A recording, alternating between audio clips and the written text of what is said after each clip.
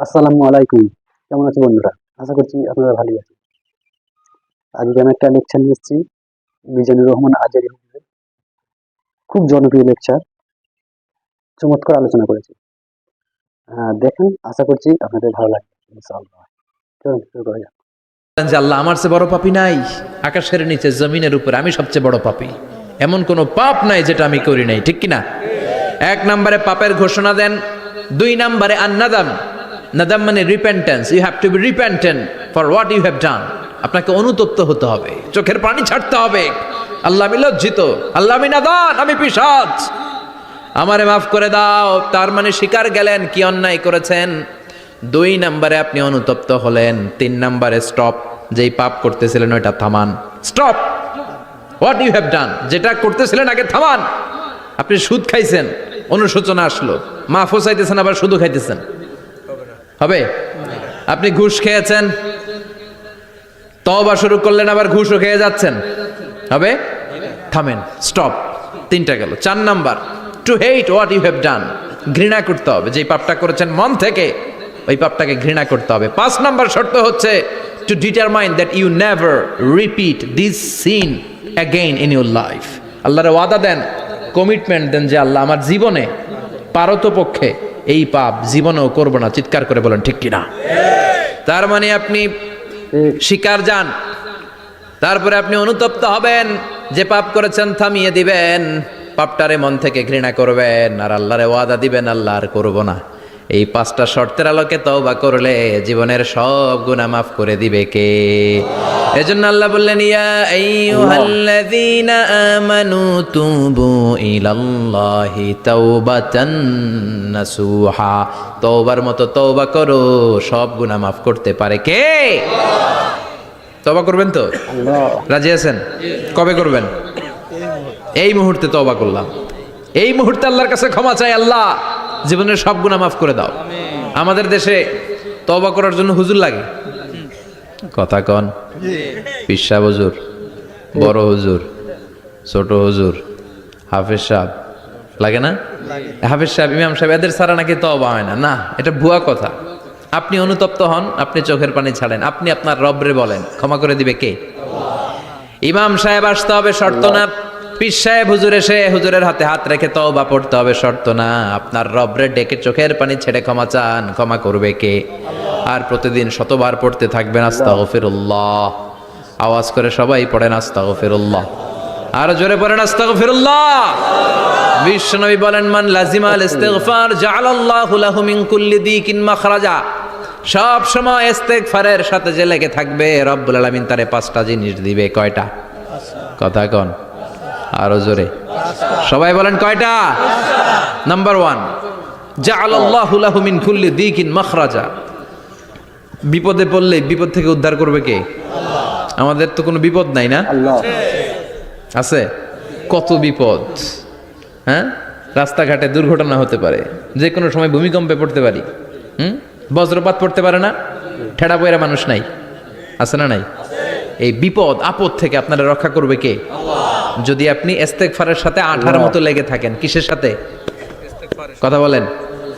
ইস্তেগফারের সাথে লেগে থাকতে পারলে এক নাম্বার হচ্ছে বিপদে পড়লে আপনারে মুক্ত করে দিবে কে?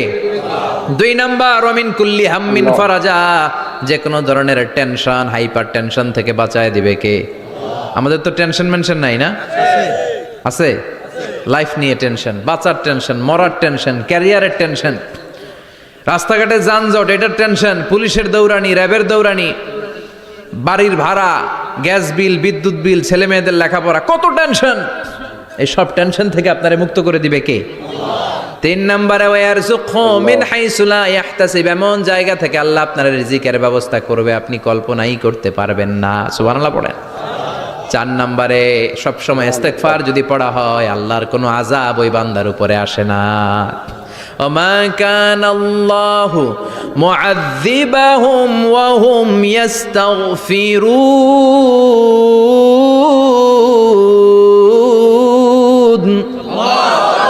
যতক্ষণ আমার বান্দা আমার কাছে ইস্তেগফার পড়তে থাকে, আমার কোনো আযাব বান্দারে পাবে না। যতক্ষণ ইস্তেগফার পড়বেন, আল্লাহর কোনো আযাব আপনার উপর আসবে না। 4টা গেল। 5 নাম্বার, বারবার ইস্তেগফার পড়লে রফিক ভাই আল্লাহ আপনারা মুস্তাজাবুদ দাওয়া বানিয়ে দিবে।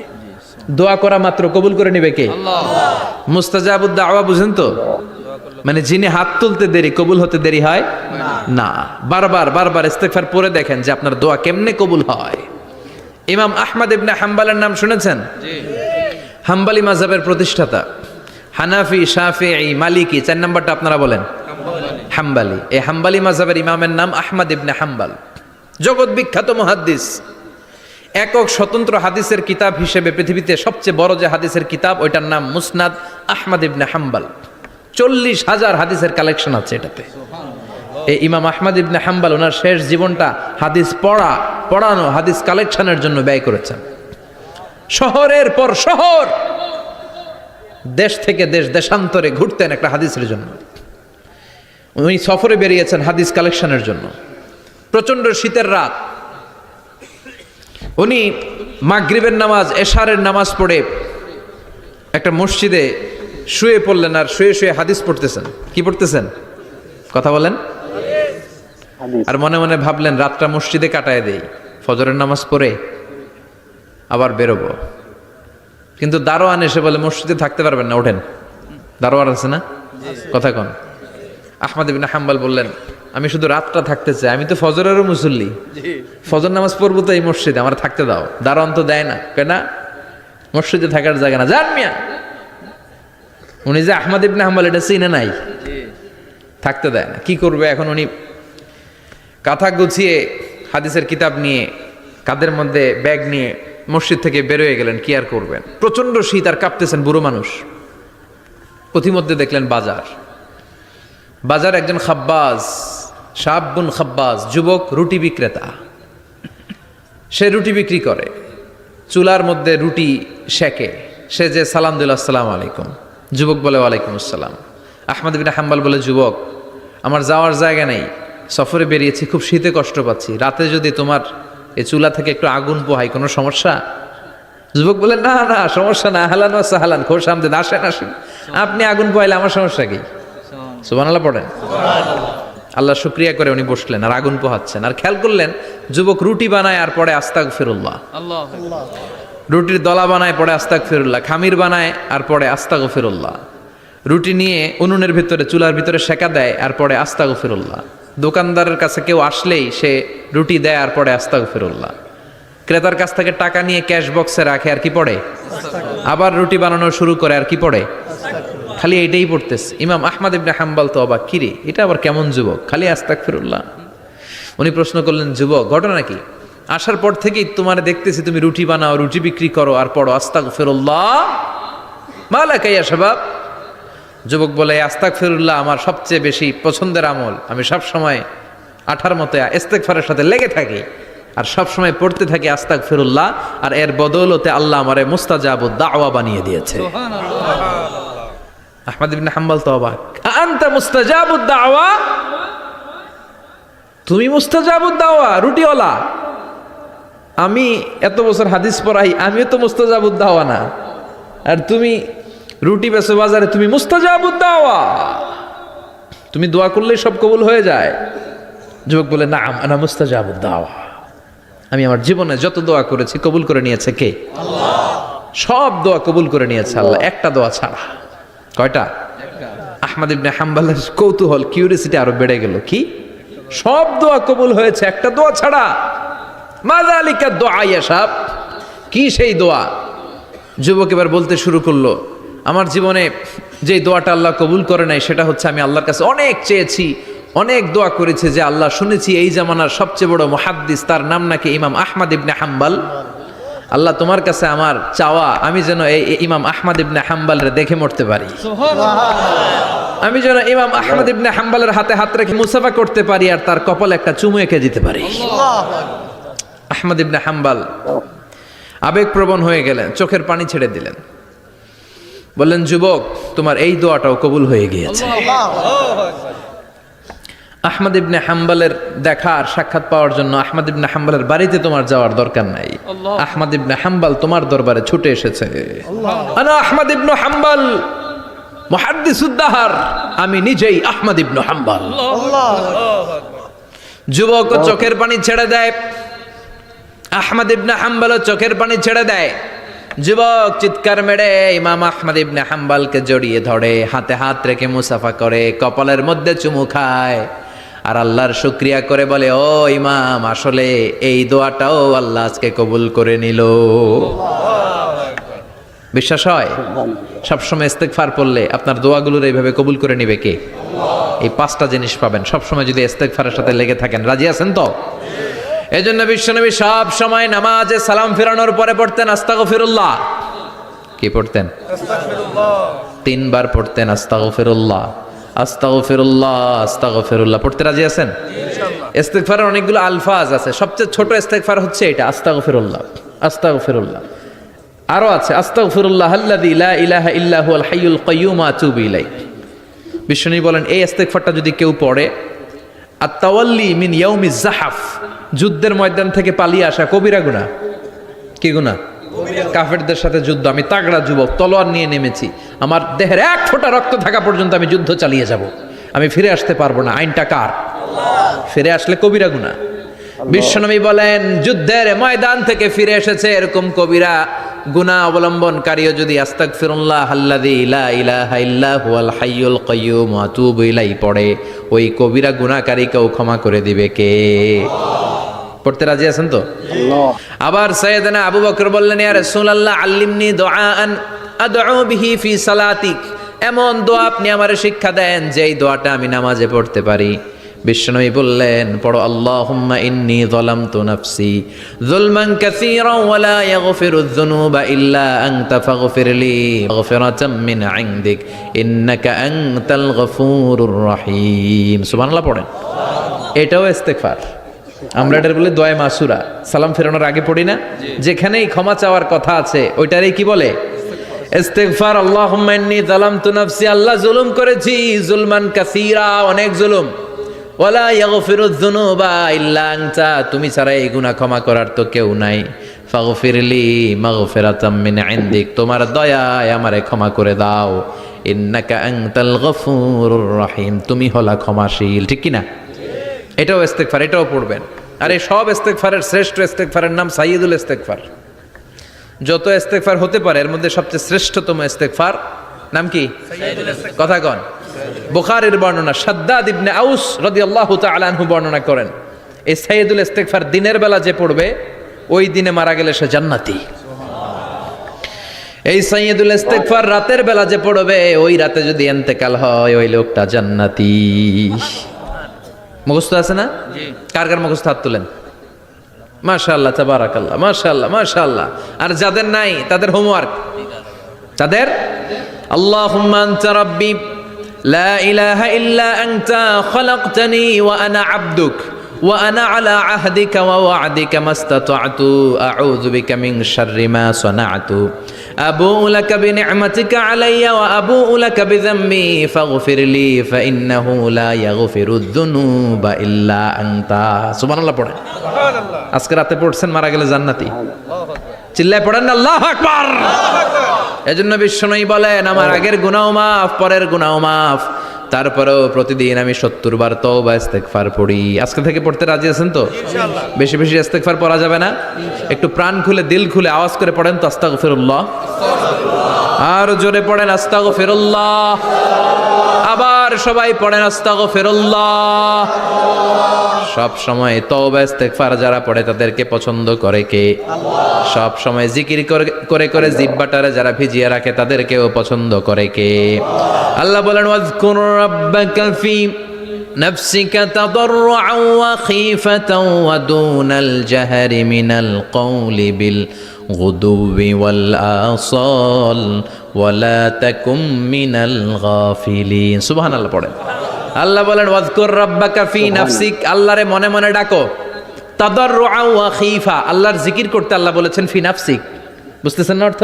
ফি নাফসিকা, মনে মনে আল্লাহর জিকিরটা করো। তাদাররুআন ওয়া খীফা, তাদাররুআ মানে বিনয়ের সাথে, with full of humility, submission and humbleness. বিনয়ের সাথে আল্লাহর ডাকো। ওয়া খীফা, গোপনে গোপনে ডাকো। দুনাল জাহারি মিনাল কওল, চিৎকার চেঁচামেচি করে ডেকো না। কার কথা? আওয়াজ করে জিকির করো না। এই যে আমরা মাহফিলে লা ইলাহা ইল্লাল্লাহ জিকির করে, এটা তালিমান। উদ্দেশ্য কি? তালিমের জন্য আওয়াজ করে জিকির জায়েজ আছে, কিন্তু ব্যক্তিগত জিকিরের যে ইবাদতটা, এটা আস্তে আস্তে হইতে হবে, এটা ভদ্রভাবে হতে হবে, চিল্লাচিল্লি করে নয়। আবার তালিমের জিকির ওইটাও ভদ্রভাবে। ইন্নাল্লাহা জামিল ইউহিব্বুল জামাল, আমার আল্লাহ সুন্দর, আমার আল্লাহর জিকিরের মধ্যেও সৌন্দর্য আছে না নাই? কিন্তু এদেশে জিকিরের ভেতরে লাফালাফি আছে না নাই? বেশি না কম? কি বসেন বসেন, হ্যাঁ বসে যান তো, অনেক ধরনের আছে জিকির। হ্যাঁ বসেন বসেন, বসে যান। হ্যাঁ হাইবার আলী, এটা কি আবার জালালি? তো এই যে ইন্নাল্লাহা জামিল ইউহিব্বুল জামাল, আমার আল্লাহ সুন্দর, আমার আল্লাহর জিকিরের মধ্যেও সৌন্দর্য আছে না নাই? তালিমের উদ্দেশ্যে সবাই মিলে জিকির করা যায়, কিন্তু চিল্লাফাল্লা করা যাবে না, লাফালাফি করা যাবে না, মাথা ডানে বায়ে ঝুলানো যাবে না, ঠিক কি না?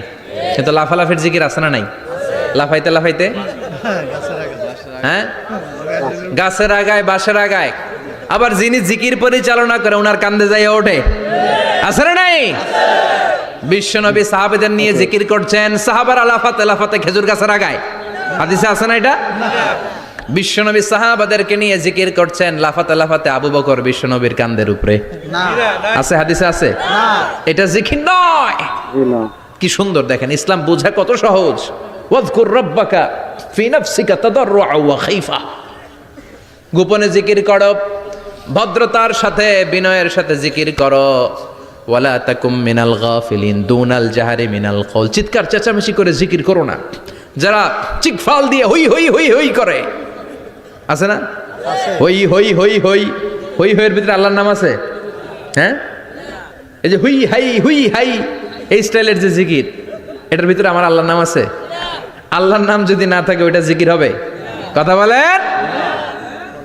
বিষ্ণু বললেন খবরদার, চিৎকার চেঁচামেচি করে লাফালাফি করে যারা জিকিরি করে, এরা মনে করে আল্লাহ কানে শোনে না। কথা বলেন। আপনি গোপনেও আল্লাহর ডাকলে আপনার ডাকে সাড়া দিবে কে? এজন্য রাব্বুল আলামিন বলেন ফাযকুরুনি আযকুরকুম ওয়াশকুরুলি ওয়ালা তাকফুরুন। বান্দা আমার জিকির তোমরা করো, আমিও তোমাদের জিকির করব, ঠিক কি না? আমরা যদি আল্লাহর জিকির করি, আমাদের জিকির করে কে? সুবহানাল্লাহ কইবেন না? আমরা আল্লাহর জিকির করে, আল্লাহ নাকি আমাদের জিকির করে, জানো তো না কথা এটা? আবার হাদিসে কুদসিতে আল্লাহ বলেন ফাইন যাকারানি ফি নাফসি যাকারতুহু ফি নাফসি, আমার বান্দা যদি একা একা আমার জিকির করে, আমি আমার বান্দারে একা একা স্মরণ করি। ওয়া ইন যাকারানি ফি মালাইন যাকারতুহু ফি মালাইন খায়রিম মিনহু, এরকম মহা সম্মেলন করে যদি কেউ আমি আল্লাহর জিকির করে, আমি এর চেয়েও বড় মহা সম্মেলন ফেরেশতাদেরকে নিয়ে করে আমার বান্দারে স্মরণ করি। ওয়া ইন তাকাররাবা ইলাইয়া শিবরান তাকাররাবতু ইলাইহি যিরাআন, আমার বান্দা যদি আমার দিকে এক বিঘত আসতে চায়, আমি আমার বান্দার দিকে এক হাত এগিয়ে যাই। আমার বান্দা যদি আমার দিকে এক হাত আসতে চায়, আমি আমার বান্দার দিকে দুই হাত যাই। ওয়া ইন আতানি ইয়ামশি আতাইতুহু হারওয়ালা, আমার বান্দা যদি আমার দিকে হেঁটে হেঁটে আসতে চায়, আমি আমার বান্দার দিকে দৌড়ে দৌড়ে যাই। সুবহানাল্লাহ পড়েন। এজন্য বিশ্বনবী বলেন লা ইয়াজালু লিসানুকা রাতবাম মিন যিকরিল্লাহ, আল্লাহর জিকির দিয়ে জিহ্বাটারে ভিজিয়ে রাখবা। কার কথা? চিল্লায় বলেন কার কথা? সবসময় আল্লাহর জিকির করতে রাজি আছেন তো? সবচেয়ে শ্রেষ্ঠ জিকির বিশ্বনবী বললেন আফদালু যিকরি লা ইলাহা লা ইলাহা